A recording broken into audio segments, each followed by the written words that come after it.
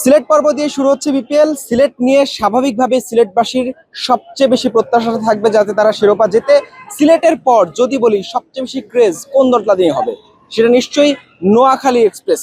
এবারে প্রথমবারের মতো তারা দল পেয়েছে এবং সেই দলের সমর্থকরাও অনেক বেশি খুশি এবং প্রত্যাশাটা অনেক বেশি। এবং আমরা দেখতে পাচ্ছি আজকে সন্ধ্যায় ম্যাচ রয়েছে নোয়াখালী এক্সপ্রেস এবং চট্টগ্রাম রয়্যালস। সেই ম্যাচের আগে নোয়াখালী থেকে নিশ্চয়ই আপনারা এসছেন, নোয়াখালী থেকে নোয়াখালীকে সাপোর্ট করতে। ফেনী, লক্ষ্মীপুর, নোয়াখালী ভাই ভাই, নোয়াখালী বিভাগ চাই।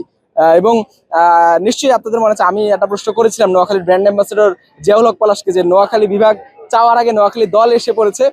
সো তিনিও বলছেন নোয়াখালী বিভাগ হবে। আগে বলি যে নোয়াখালী বিভাগ হবে তো নাকি? ইনশাল্লাহ।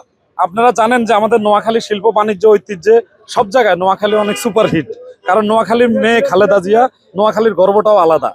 সেজন্য আমাদের সব জায়গায় আমাদের বীরশ্রেষ্ঠ রুহুল আমিন, আমাদের ঐতিহ্য অনেক কিছু, তা যার কারণে আমাদেরকে মানুষ নোয়াখালীতে শিল্পপতি, শিল্প বাণিজ্য সব জায়গায় নোয়াখালী অনেক দূরে গিয়ে, সেজন্য আমাদের নোয়াখালী বিভাগের আমাদের অনেকগুলো কাজে গিয়ে যাচ্ছে সমান্তলে।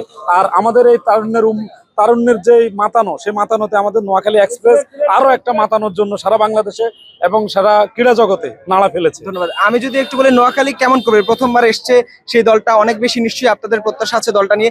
কেমন হলো দল এবং হচ্ছে তারা কি মনে হচ্ছে টুর্নামেন্টে কত দূর যাবে?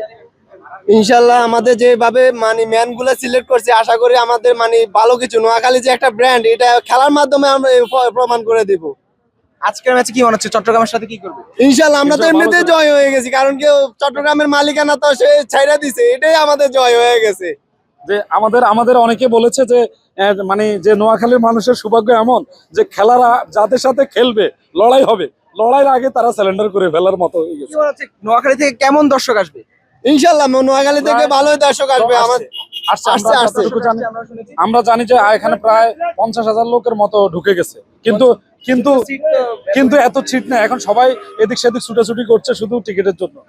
যেমনটা শুনছিলেন যে বলছিলাম যে সিলেটে খেলা স্বাভাবিকভাবেই সিলেটবাসীর উন্মাদনাটা অন্যরকম হবে। তবে নোয়াখালী এক্সপ্রেস নিয়ে শুরু থেকে যে আলোচনা ছিল, উন্মাদনাটা আমরা দেখতে পাচ্ছি এবং নোয়াখালীর ম্যাচের আগে নিশ্চয়ই কানায় কানায় পূর্ণ থাকবে এই সিলেট স্টেডিয়াম নোয়াখালীর সমর্থকদের, সেটা হলফ করেই বলা যায়। এবং ইতিমধ্যে আমরা দেখতে পাচ্ছি বেশ আগে থেকেই টুর্নামেন্ট শুরুর অনেক আগ থেকেই, এখনো ম্যাচ শুরুর অনেক সময় বাকি, তার আগেই আসলে সিলেট স্টেডিয়ামে নোয়াখালীর প্রচুর দর্শক ভিড় করেছে এবং তাদের প্রত্যাশা জয় দিয়ে এই টুর্নামেন্ট শুরু হবে এবং হাড্ডাহাড্ডি লড়াই করে শিরোপাটাও তারা নেবেন, এমনটাই তারা বলছেন। হাসান আল মারুফ, যমুনা স্পোর্টস, সিলেট আন্তর্জাতিক ক্রিকেট স্টেডিয়াম, সিলেট।